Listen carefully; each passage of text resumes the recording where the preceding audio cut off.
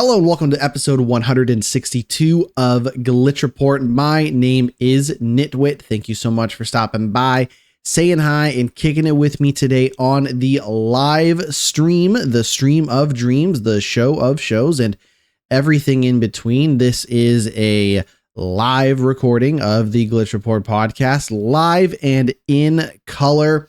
We have our camera set up, ready to go, ready to rock and roll. And that means you can watch this episode on Twitch, you can watch this episode on YouTube, or you can listen to it.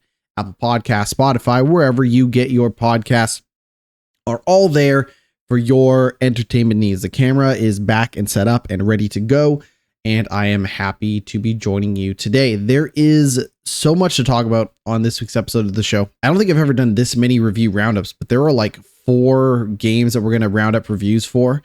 Ninja Gaiden 4, Pokemon Legends ZA, Vampire the Masquerade Bloodlines 2, and Keeper.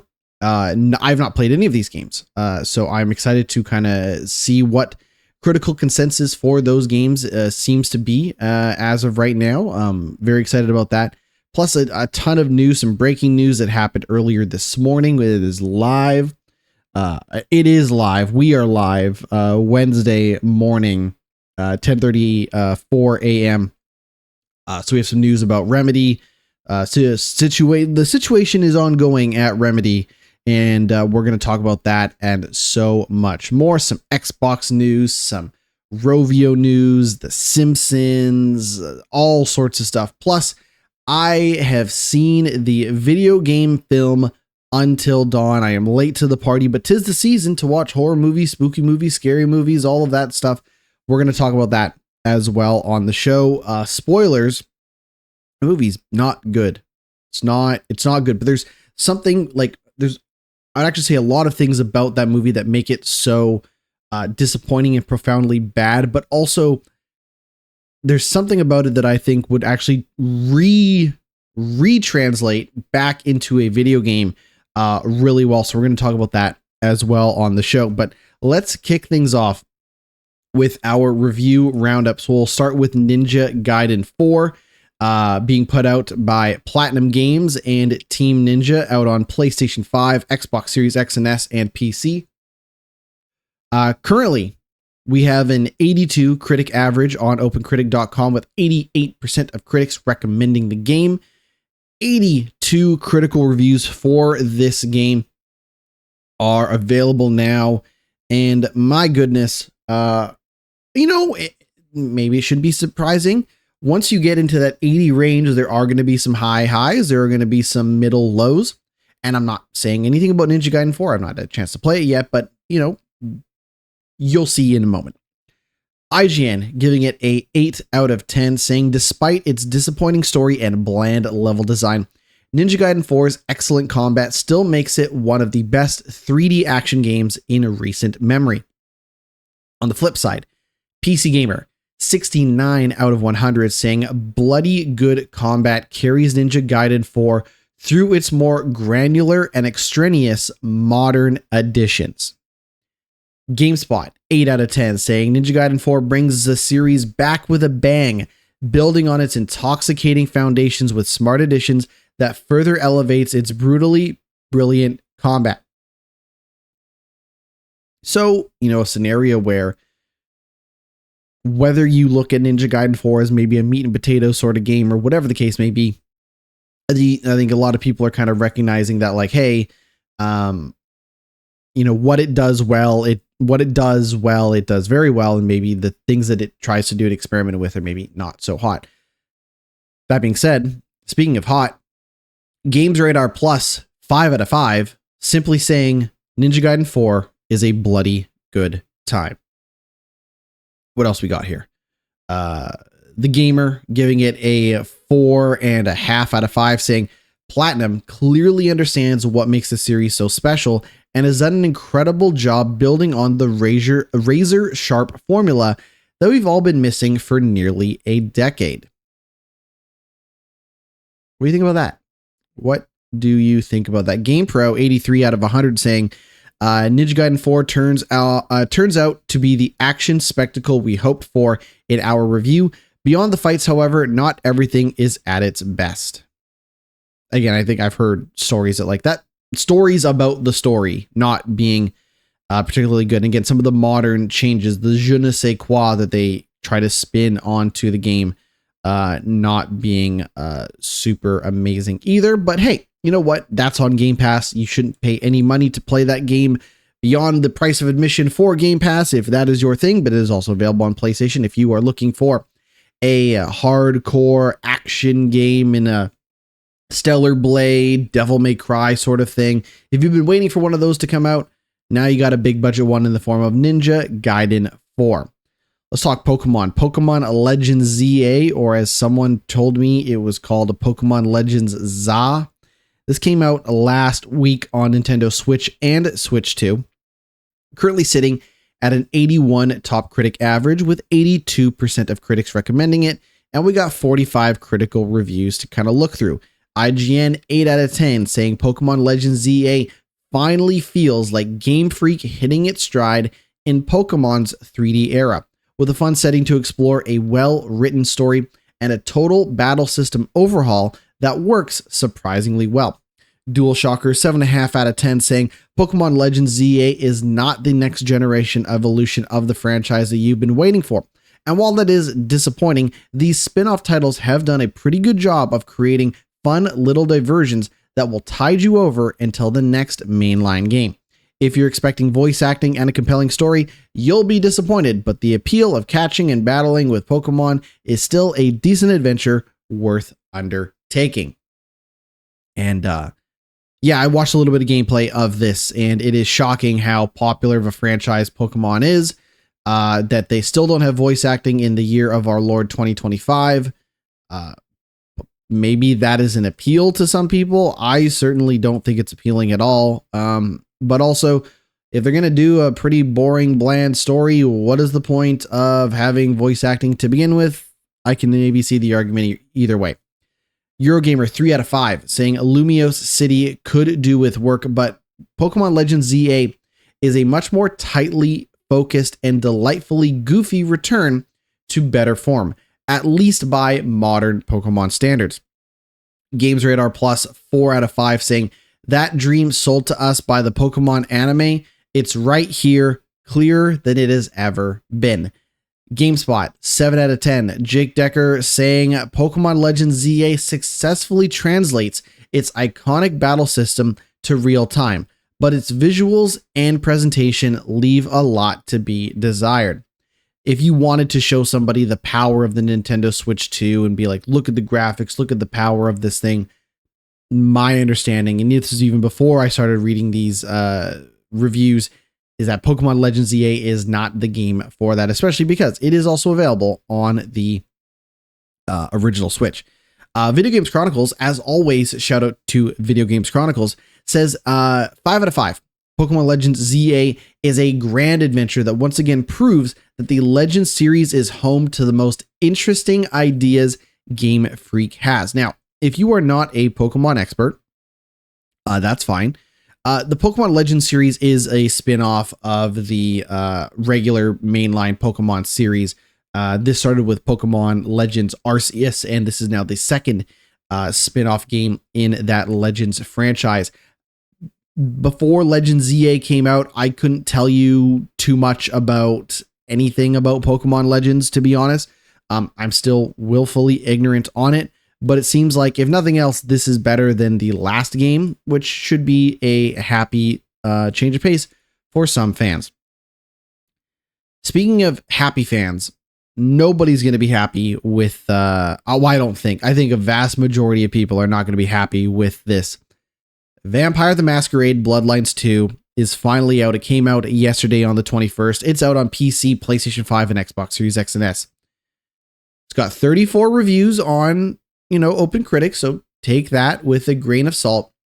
However, it is sitting at a 64 top critic average score, with only 29% of critics recommending the game.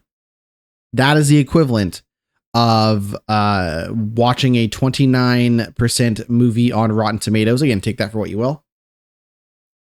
But hey, maybe some of the reviews are very glowing, right? They ought to be. Game Rant, 7 out of 10. Vampire the Masquerade Bloodlines 2 picks up where its predecessor left off, but does it live up to the legacy of the cult classic? Well, usually when we read these kind of headlines, they kind of answer the question in it, but Game Rant not doing so. PC Gamer 78 out of 100 saying, a gripping story full of intrigue and murder that struggles to find its footing as an RPG sequel. IGN 7 out of 10 saying Vampire the Masquerade Bloodlines 2 takes another flawed but unique and remarkable bite at the jugular, with plenty to love and loathe alike, but I certainly enjoyed my time as an elder vampire at the very least.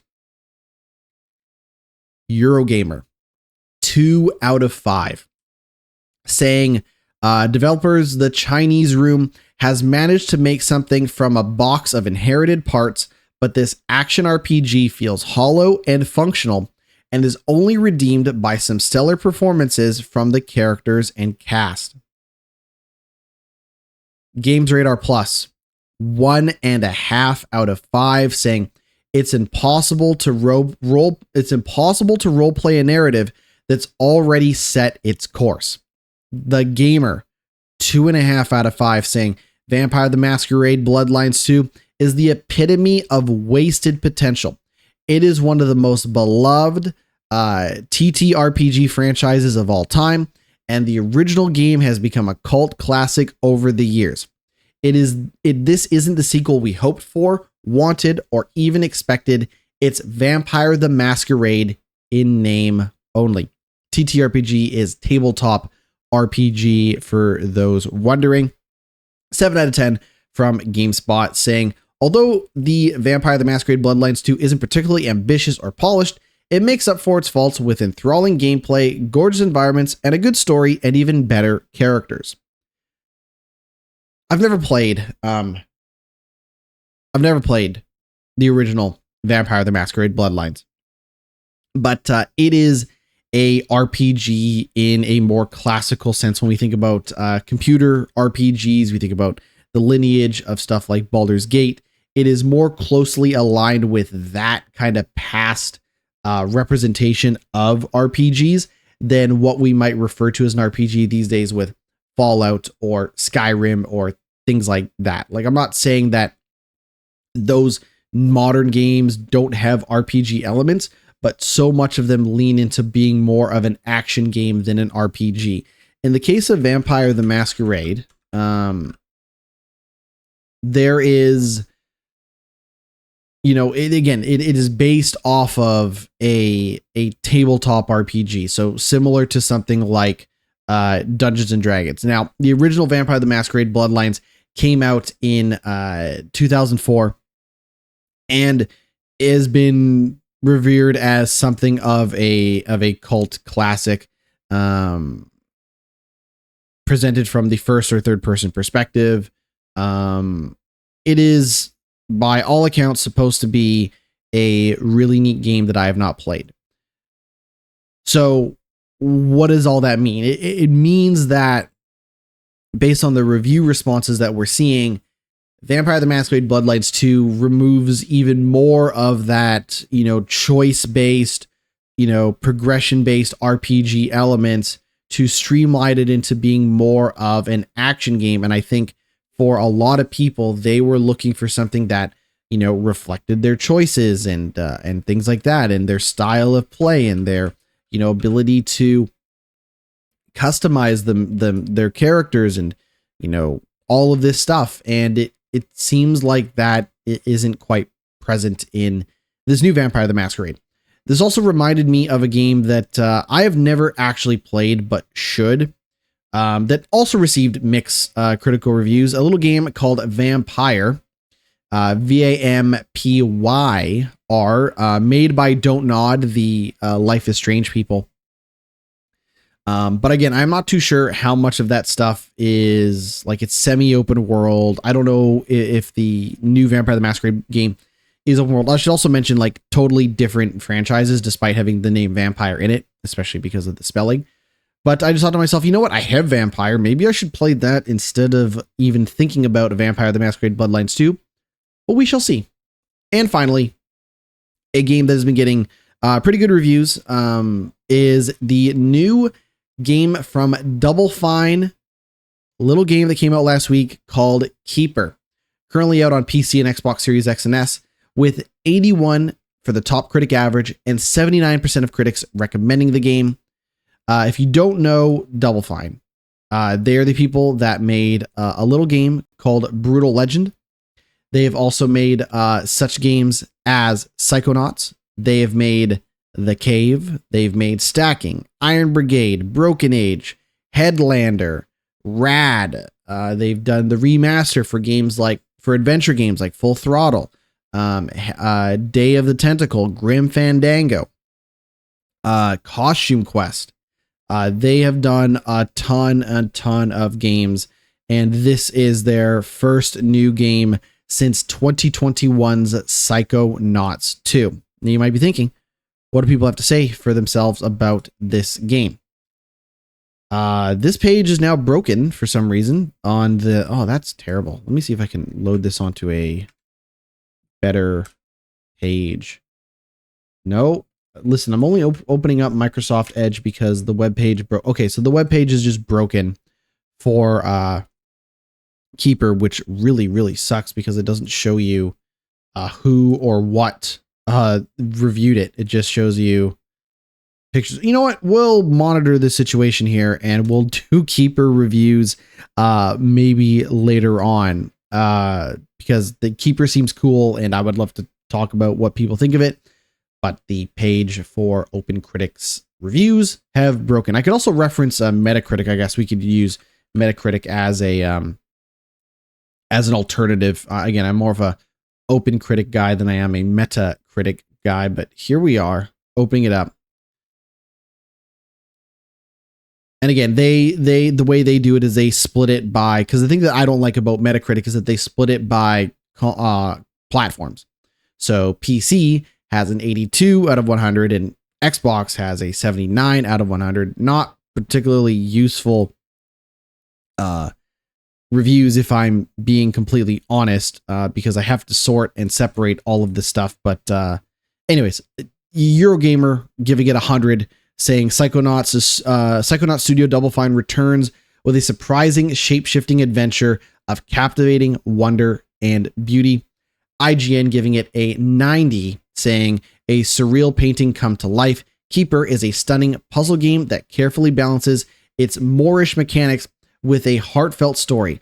Its levels are teeming with life to interact with and interesting objects to ogle, with each scene framed by a percussive driving score. The leading duo might not speak, but well-executed animations and a soundboard of where is it? Of affecting chirps and creaks imbue them with a spirit that grows on you fast. Adorable in premise, Keeper is a psychedelic exploration of life packed into a brief runtime that's well worth experiencing at least once in your lifetime. This has, just reading that, has immediately made Keeper a game that I should be playing, should be on my radar, and that is out on Game Pass as well, which is neat.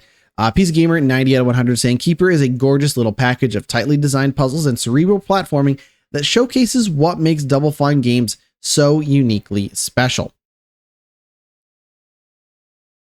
Anything else here?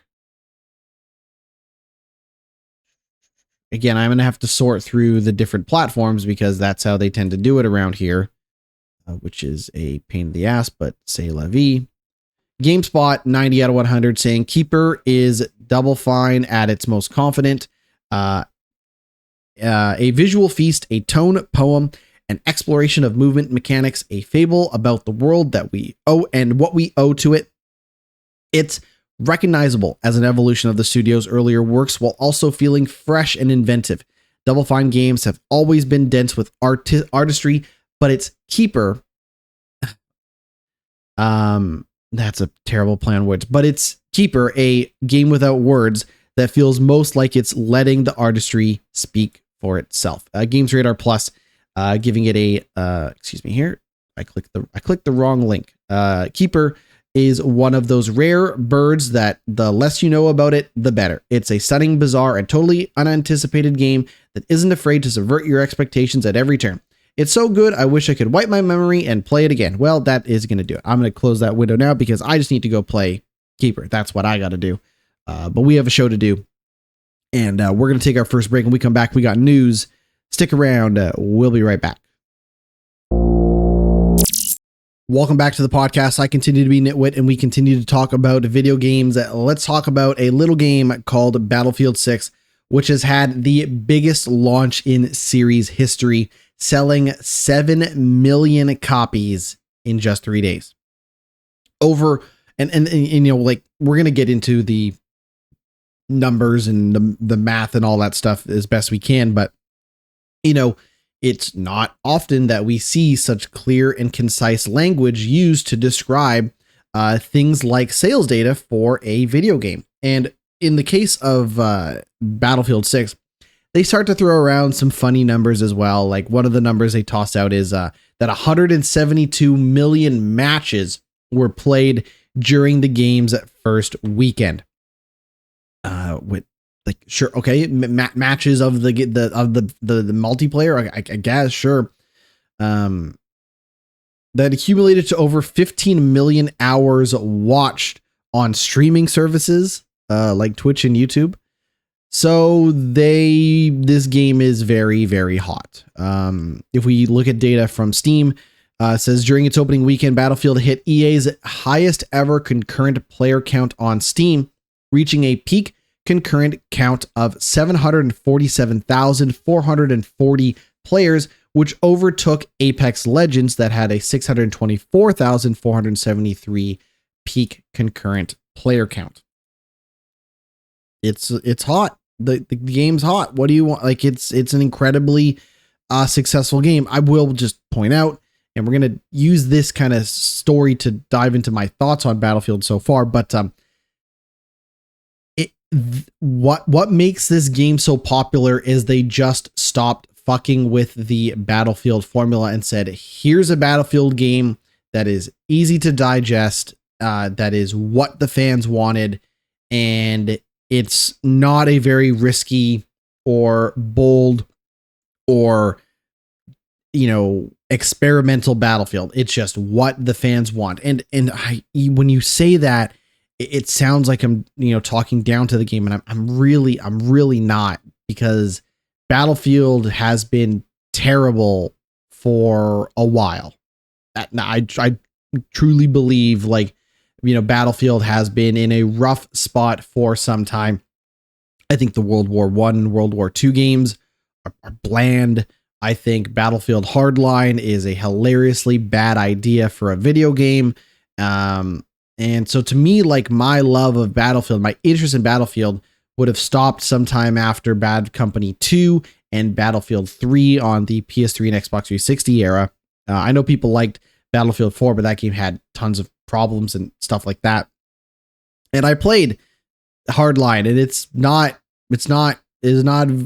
a very dumb video game that they should not have made. But here we are with just like a boots on the ground, you know, somewhat modern military, somewhat futuristic ass Battlefield experience, and people are eating it up. They're absolutely eating it up.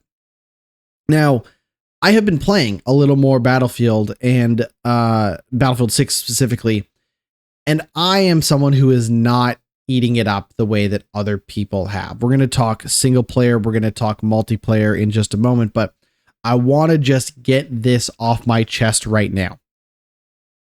And I'm not going to compare these two gaming franchises as much as I'm going to try to avoid the comparison as much as possible, because I don't think it helps in this scenario. But I want to say this. Almost nobody buys Call of Duty for the single player story modes. Almost nobody does that. Of the people that buy Call of Duty, almost no one cares about or plays the single player campaign. That is a fact.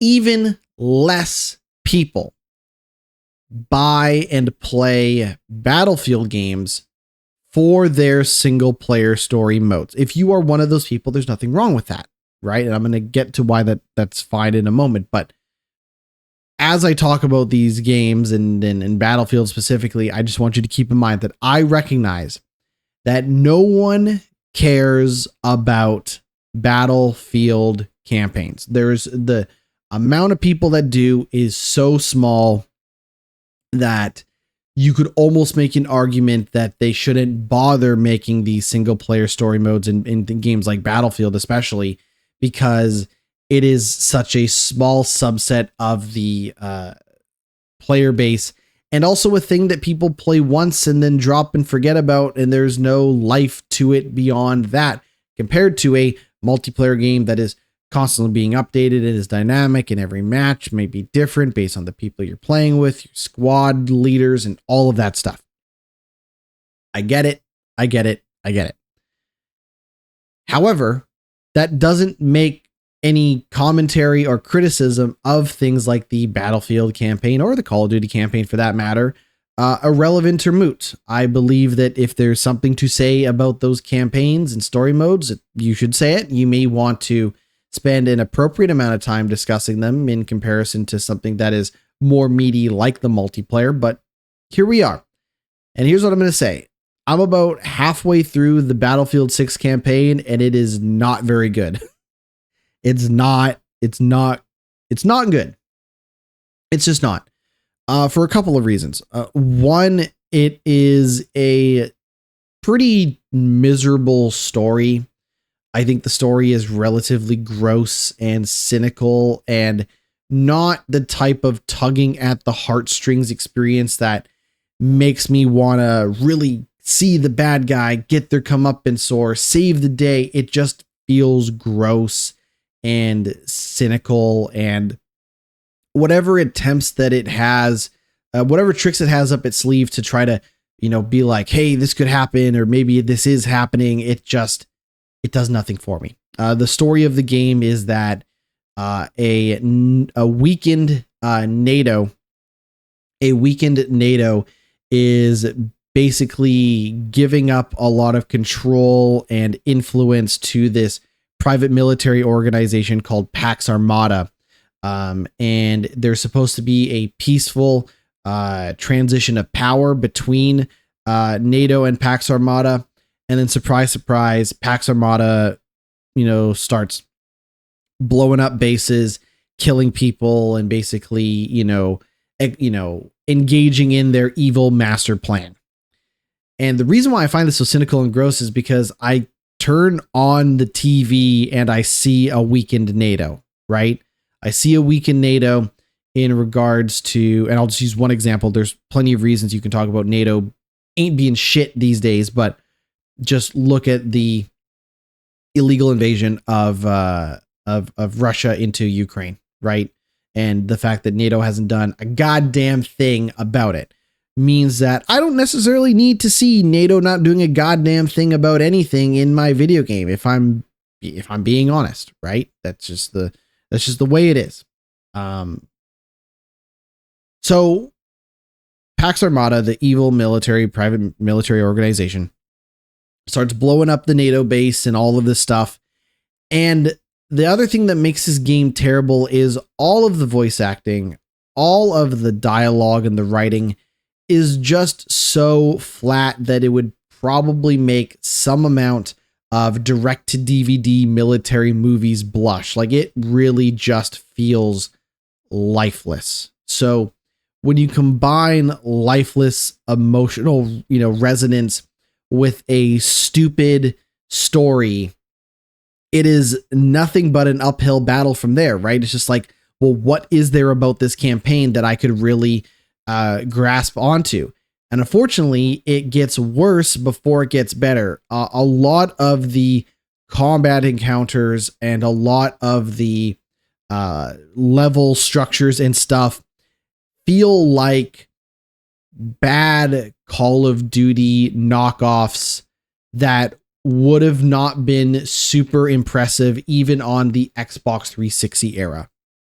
The first level is like you in a Jeep shooting a gun on like a turret for some part of the level, while, Pax Armada is blowing up your NATO base and everyone's like, oh, we got to save the servers and protect the data.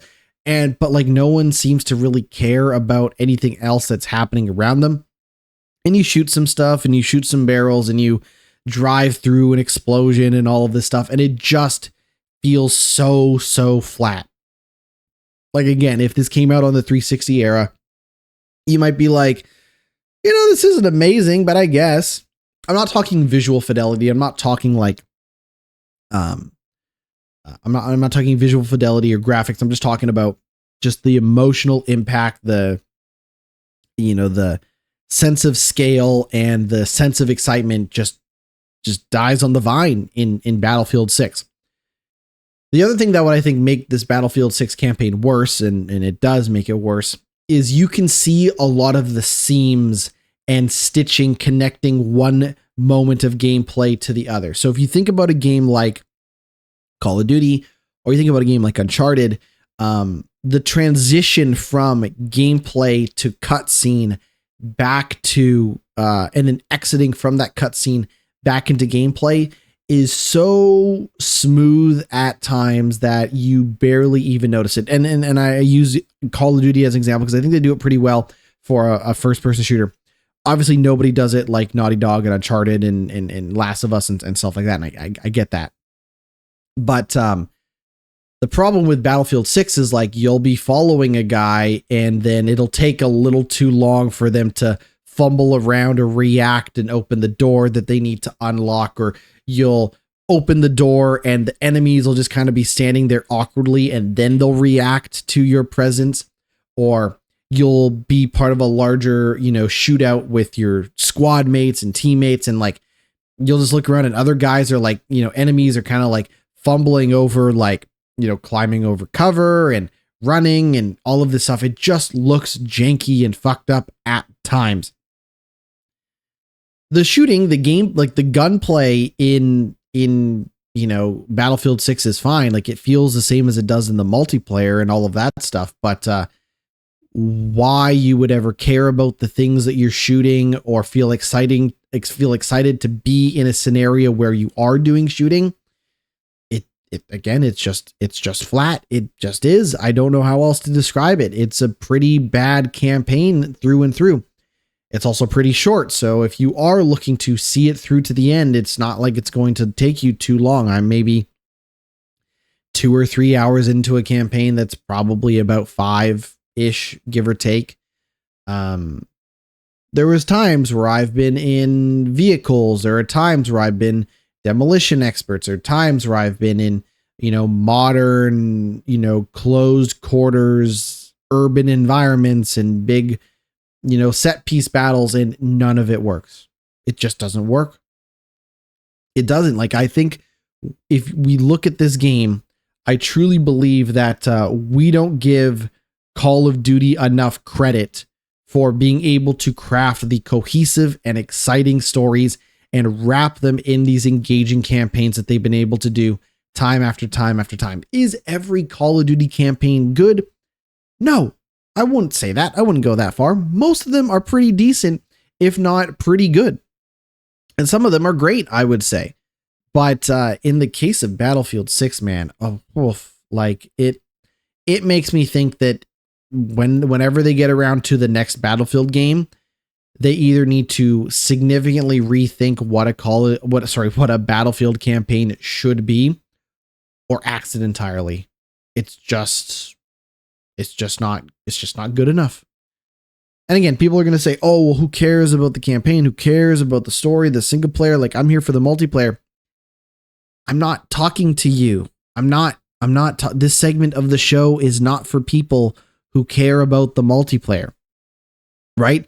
If you care about the entire experience that is Battlefield 6, then yeah, maybe you'll be thinking to yourself, well, the campaign sucks, or maybe I love it, or whatever. But like, I'm going to get to the multiplayer in just a moment. Don't worry about it. But my final thing that I'll say on the Battlefield 6 campaign is I might as well finish it. It's not very long, and I'm pretty close to the end.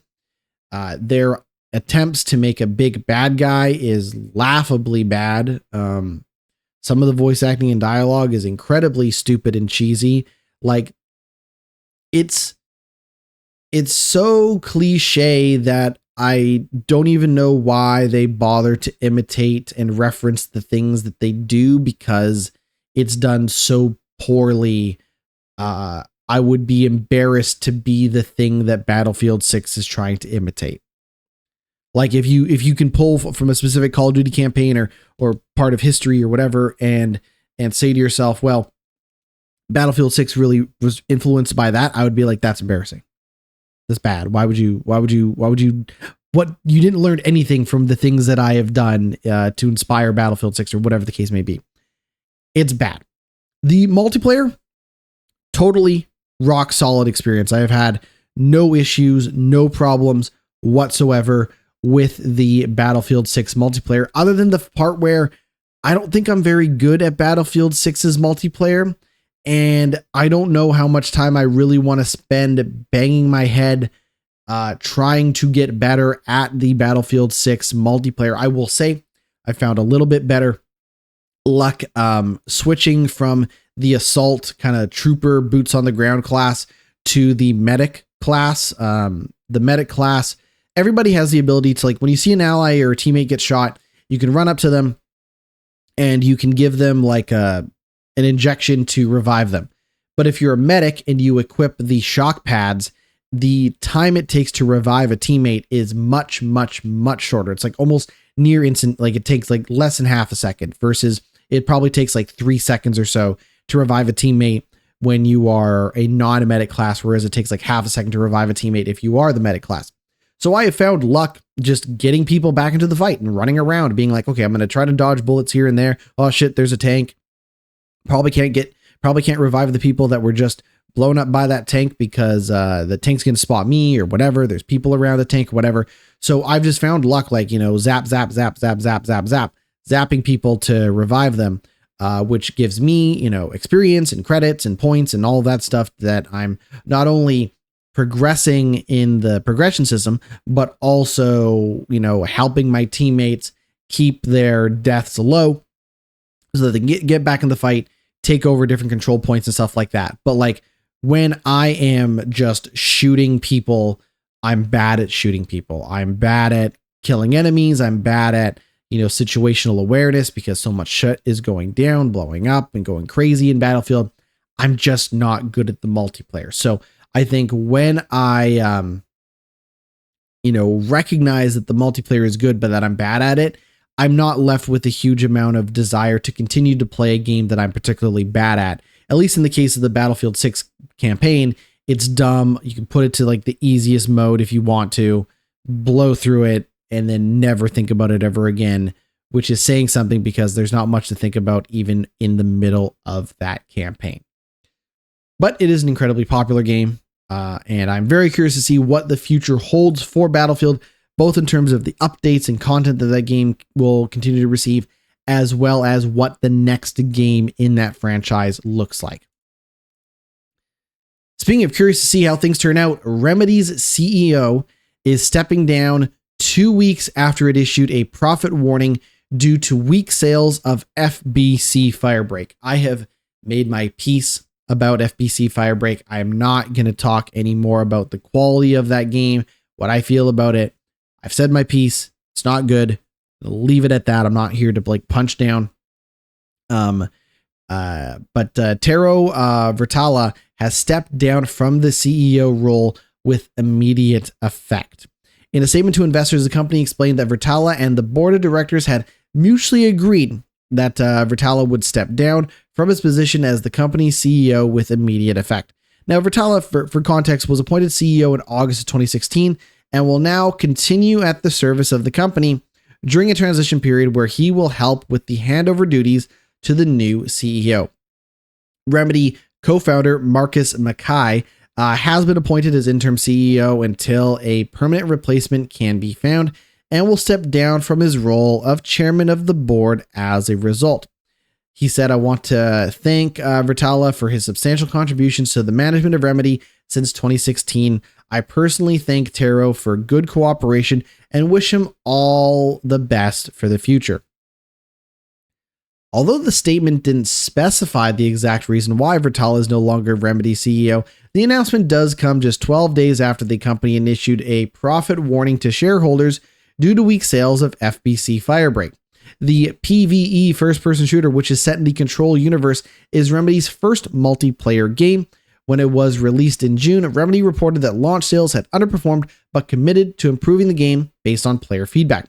However, in its profits warnings earlier this month, the company warned investors that sales of the game had still not reached its internal targets and that it was lowering its outlook for its current business year as a result, which hit around 14.9 million expected.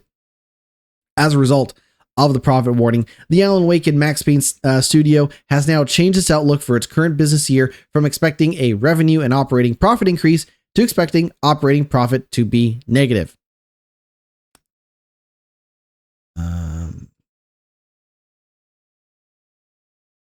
I'm not saying that the CEO was a scapegoat. I'm not saying that Tero Vitala, former CEO, was the brains behind this game or anything like that. But the FBC Firebreak is the type of disastrous game release that people at Remedy should have seen coming. Whether they, felt like the game was good enough or that the connection to Control was good enough to attract an audience, I don't know. But this is the type of game launch. That most companies cannot afford to have. Like, most companies cannot afford to put out a game that falls as flat as FBC Firebreak. Hopefully, Remedy can weather this storm and continue to put out games that people actually want to play. But until then, they're going to be operating at a profit loss, and good luck to them. Let's talk Xbox. Speaking of good luck, we talked last week about the new Xbox consoles, the new PlayStation consoles, and we kind of have some more confirmation reports and scuttlebutt around the next Xbox console specifically. This is coming from Sarah Bond from Xbox, who is the Xbox president, President Xbox, says that the next Xbox console is a premium system, which shares some of the thinking behind the ROG Xbox Ally handheld console. In an interview with Mashable, it was put to Bond that the next Xbox console is rumored to be a hybrid system capable of playing both Xbox console games and PC games. While Bond wouldn't be drawn into confirming or denying this, her reply did suggest that the next Xbox system will have a higher price point and will share at least some things in common with the ROG Xbox Ally devices, saying, While I can tell you you're right that the next gen console is going to be very premium, very high-end, curated experience, you're starting to see some of the thinking that we have in this handheld, but I won't give it all away. And I'm just going to tell people right now, if you were expecting these next generation of consoles to be anywhere close to the price range of the current generation of consoles, you are going to be incredibly disappointed.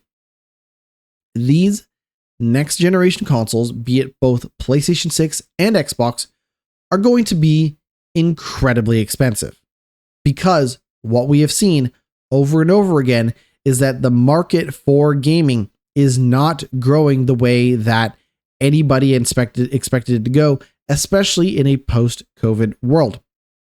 Meaning that instead of trying to attract new gaming audience members, these console manufacturers, both PlayStation and Xbox, as well as Nintendo, are going to squeeze more money out of their current fans than trying to attract newer people. Why?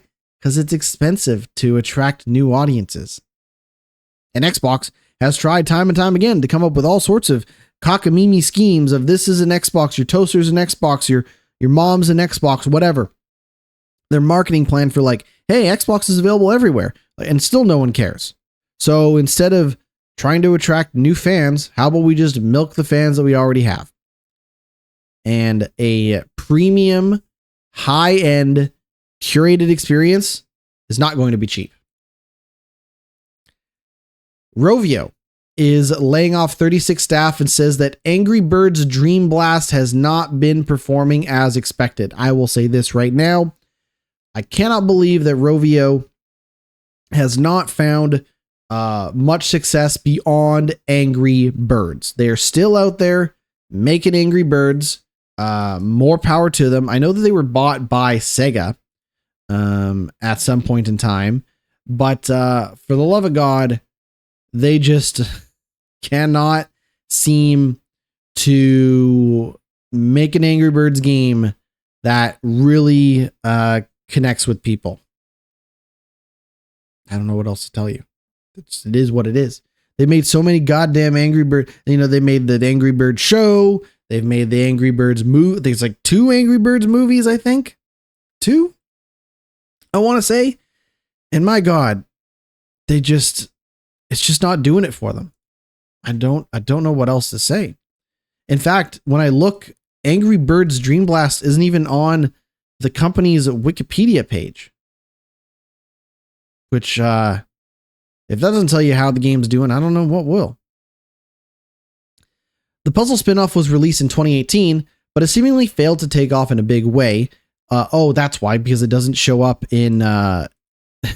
that's probably why, because it doesn't show up on... I probably skipped over it in the Wikipedia page because I didn't realize that they're talking about a game this friggin' old. Okay, 20... Dream Blast. Okay. This takes me to a separate page that doesn't actually show me the games. 2018. It's a puzzle game. Okay. It's a puzzle game. Great. So why are they talking about this now? It failed to take off in a big way, leaving Rovio disappointed by its overall performance. MobileGamer.biz reports that 36 staff are being laid off, with its source stating that some of these layoffs include senior staff on Angry Birds Dream Blast. A Rovio spokesperson confirmed to the publication that the studio was rearranging its studio structure, partially to improve quality of its output and partially to better integrate with Sega, which acquired Rovio 2 years ago. Stating, no games have been canceled, but Angry Birds Dream Blast has unfortunately not been performing as expected.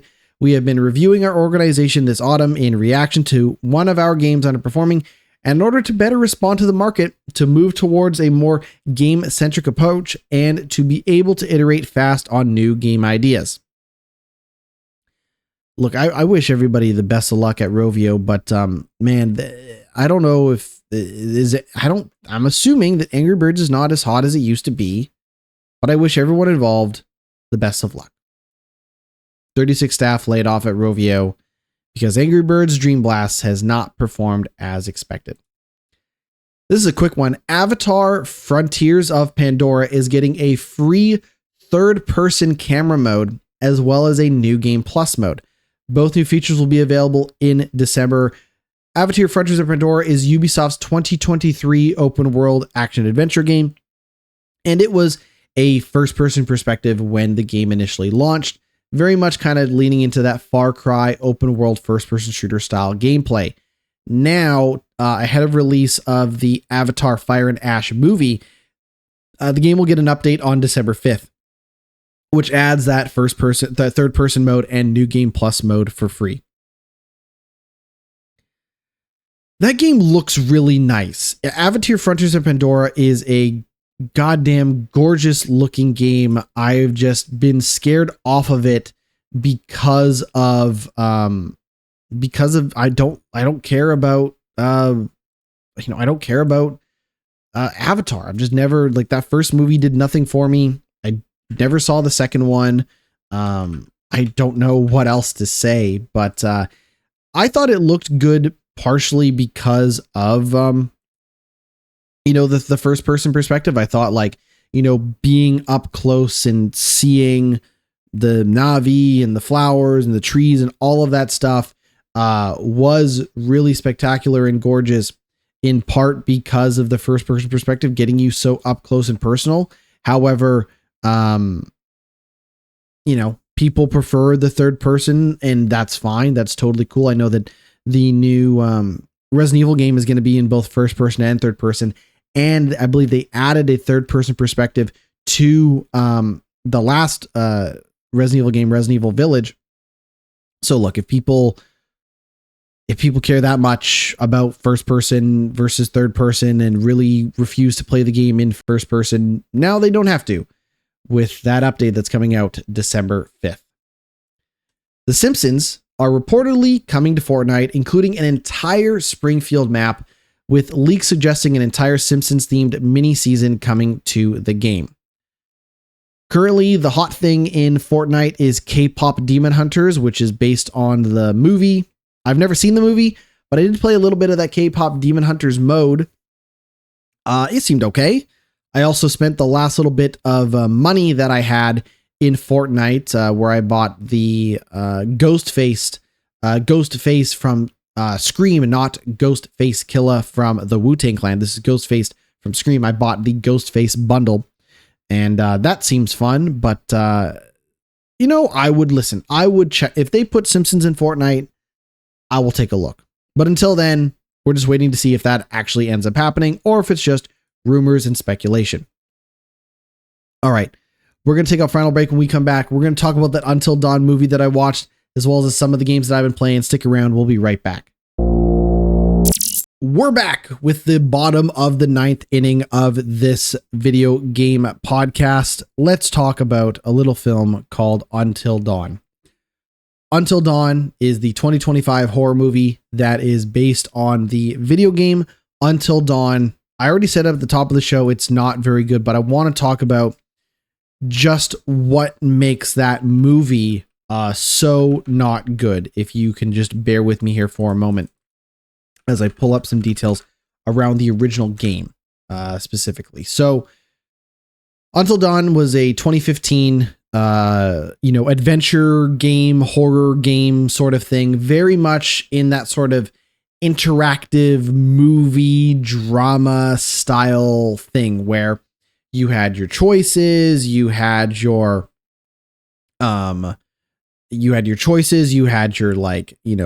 conversations, your relationships, your quick time events, and all of this stuff, very much, in that style of a Heavy Rain, in the style of like the Telltale games and older adventure games and modern adventure games and all of that stuff.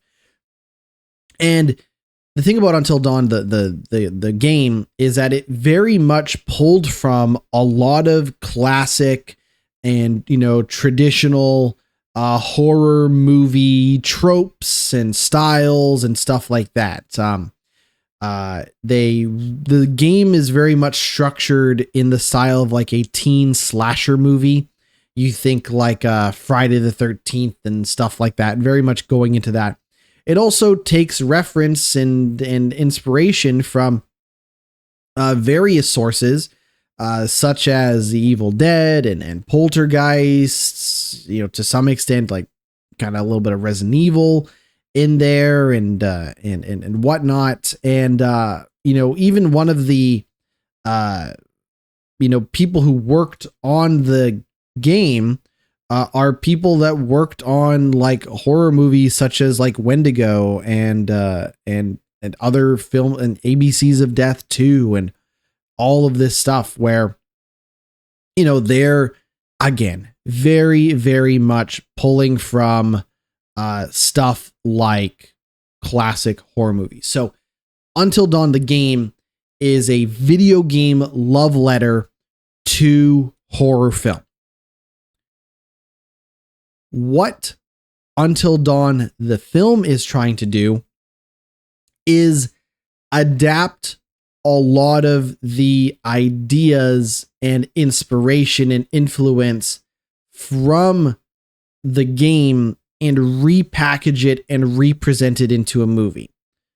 And the problem with the Until Dawn movie is that it's very, very hard to make a movie about a game that is kind of about the movies that influenced it. Like, it's almost like a snake eating its own tail, this cacophony of just nonsense and contradictions, and it's a mess. It's a real mess. And I think the part of it is just because when Until Dawn, the game, came out and you were like, wow, this kind of feels like a horror movie, that sense of it feeling like a horror movie doesn't actually contribute in any way, shape, or form to something that is literally a horror movie. You see what I'm saying? One of the problems, I think, with Until Dawn, the film, is that they do take a lot of the ideas of Wendigos and the mines and the people that were in the mines and the evil doctor experiments and all of that stuff. They try to, represent that as a something kind of different to some extent in this film, where basically the main character is going into a small town to try to retrace their sister's their missing sister's steps, trying to figure out where their missing person is and all of this stuff. And they realize that once they enter this place, that they are going to be reliving in a almost what the Groundhog Day style of, like, every day seems to be like a different sort of horror movie that they have to survive. And the idea is that if they die, they'll wake back up and they'll try to survive a different night. And it's kind of again and again and again, they are trying to survive until dawn by trying to get through the night. And, one night it's ghosts and witches. One night it's a slasher character. And then at some point the Wendigos get involved and the evil doctor and all of this stuff get involved. And it's funny because when you watch the movie, you're watching these characters kind of put together the puzzle of, like, oh, we need to survive long enough to that I can learn this information and how to get past this part. And then I can uncover the truth and, like, the conspiracy and all of this stuff. And I'm watching it and I'm thinking to myself, wouldn't this idea as it exists in the Until Dawn film actually work better in a video game? If you think about a run-based game, whether that be Hades or something like 12 minutes, this idea that you only have a certain amount of time to uncover the truth about what's going on, so that the next time you come across a puzzle, it's not that you physically acquired the puzzle pieces in the environment to solve them. It's that you know what the answer is because you saw someone try to open a door. Like, you saw, like, oh, when at this time, this person opens this door and they do this. So then I can be prepared for that. Like, at some point, like, Until Dawn, the movie almost becomes a better idea for a game than it is a movie, which is so strange because it's already a movie based on a game. Again, Snake eating its own tail. It is a cheesy and cheap piece of crap. Like, it also, like, nothing about, like, for $15 million, I don't know what they spent on it, but all of it sucks. Like, it's just like, there's like one special effect of, like, people blowing up at one point, which was kind of neat to see people getting blown up, and that was kind of cool. But, like, for the most part, it's not, it doesn't feel particularly well made, well shot, terrible. The acting in the video game is better in the movie. And how many times can you say that about a video game where the acting is better in a video game than a movie? You often can't.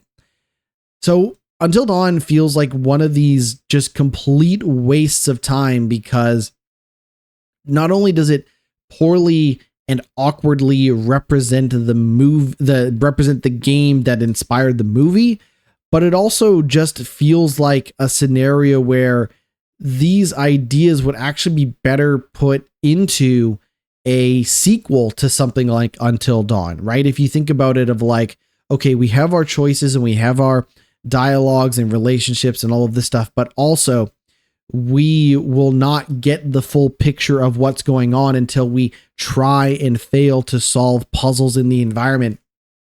It's profoundly stupid and it's a bad movie, but I couldn't help but walk away from it feeling like it would actually serve as a better game than a movie.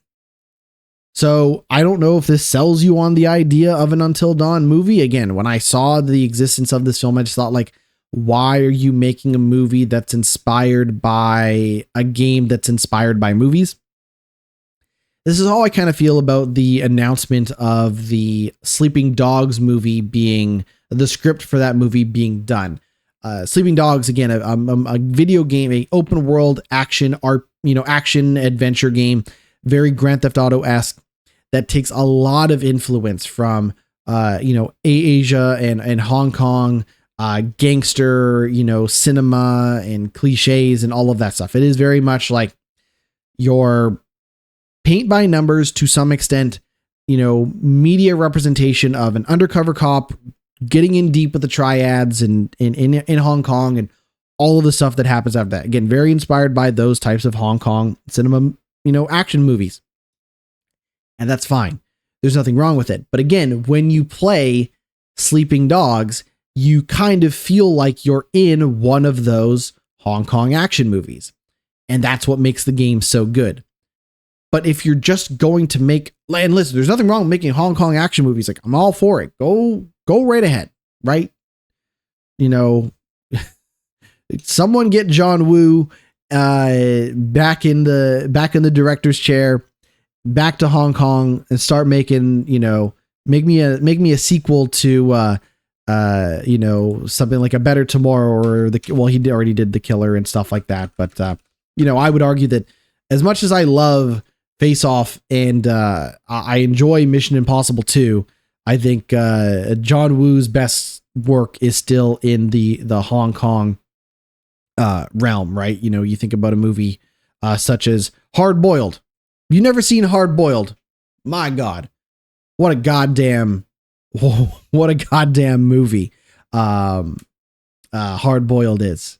1992, Chow Yun-fat and John Woo. They also made a video game of made a video game of Hard Boiled called Stranglehold, which I think actually better articulates some of the ridiculousness of the action in Hard Boiled. Like, Stranglehold is a more successful video game adaptation. While we're in the topic of that, I think Stranglehold does a better job of capturing the vibe and energy and ridiculousness of Hard Boiled and just the badassery, for lack of a better word, than Until Dawn, the film, does with the game Until Dawn. Anyways, Until Dawn's bad. It's bad, and I don't know what else to say.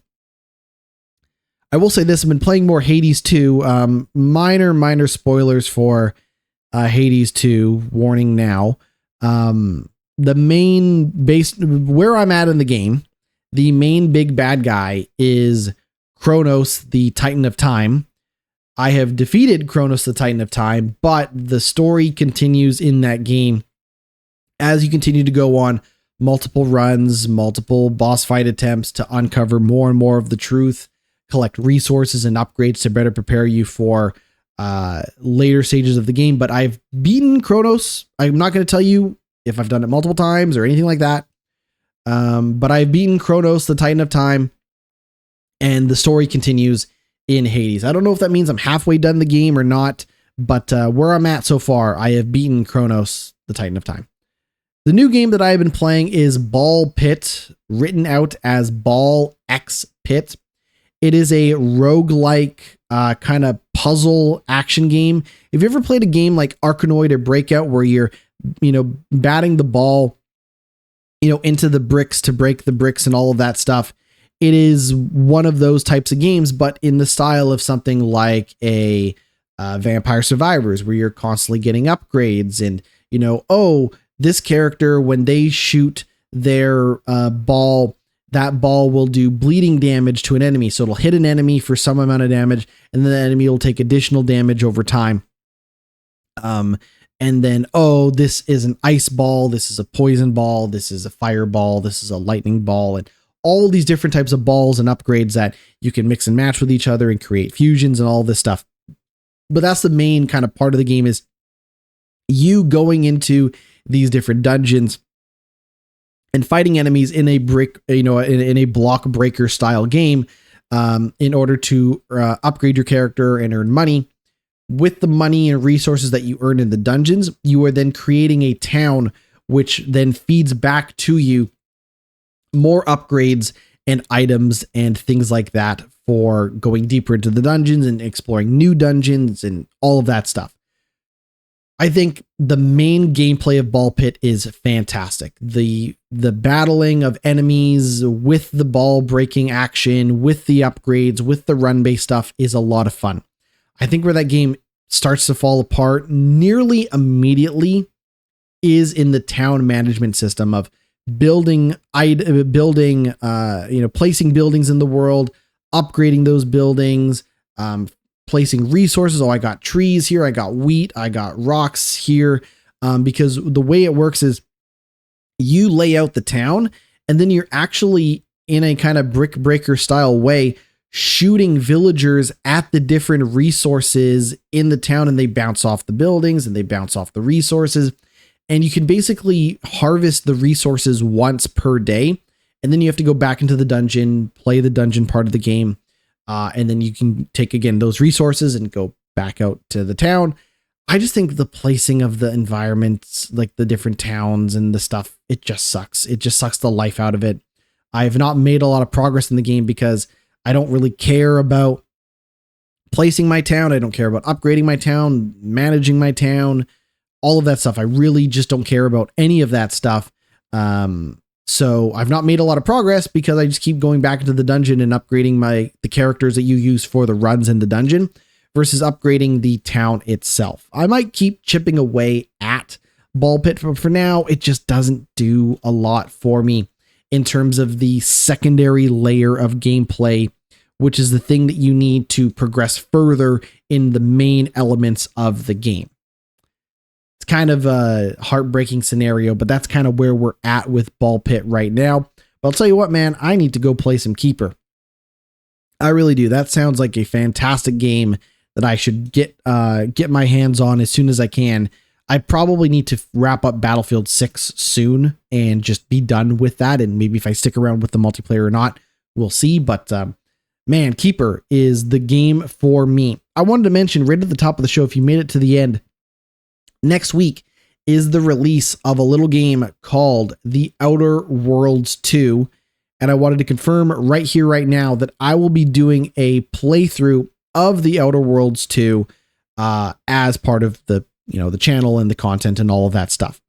Most likely, I will start the stream. Like I'll start playing. We're going to do it on Twitch and then the full videos will be up on YouTube. I got to figure out days and times and stuff like that.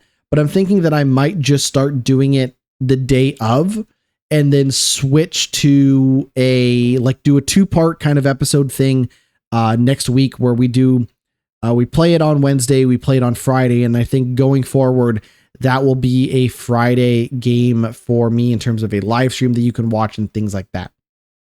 No hard details just yet.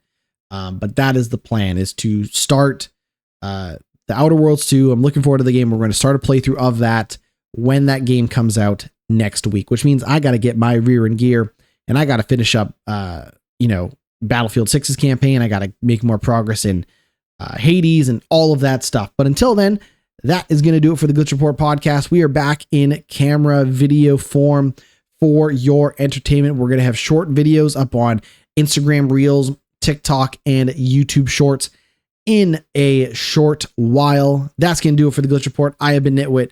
We'll see you all next week. Thank you so much for listening and watching. Take it easy.